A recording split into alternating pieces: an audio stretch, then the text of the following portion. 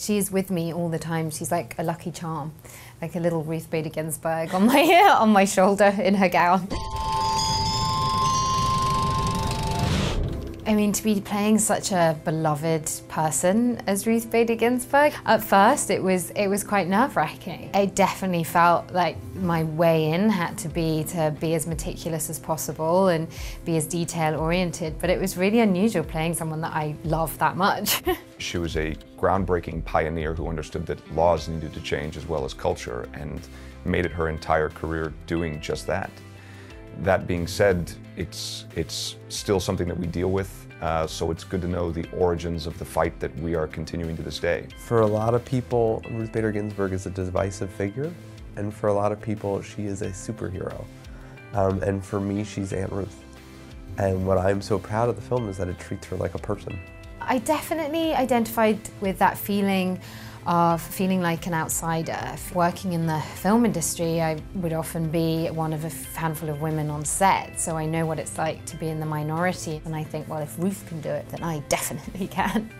Martin Ginsburg, the character I'd play, was such a progressive man. I mean, not just for now, but also for the 60s and 70s.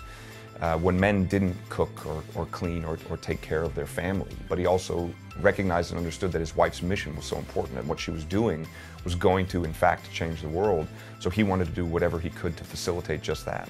And you don't see a lot of supportive husbands like that represented in film. It's vastly underrepresented, if anything. Nobody should ever have to write their own aunt and uncle having sex. I chose never to show her the sex scene. So the first time she saw it was when she saw the movie for the first time. And afterward, we're talking about the movie and how much she loved it and how much she loves Felicity's portrayal and the detail that went into recreating her life. And then someone had to bring up the sex scene and the whole table goes quiet. And Ruth finally just says, I think it's fine. And then that was the end of the conversation. That's what I liked about the script so much, as it shows how it's really hard juggling all those different positions and those different roles in one's life. And I just think the film kind of breaks convention on so many aspects. And also, one day, you know, unfortunately, Ruth Bader Ginsburg isn't going to be around to continue spearheading this movement, so it will be up to the next generation to sort of pick up the mantle. Ruth Bader Ginsburg changed the world, not by trying to destroy the people who disagreed with her, but by trying to persuade them. And that seems like a skill that we've lost as a country.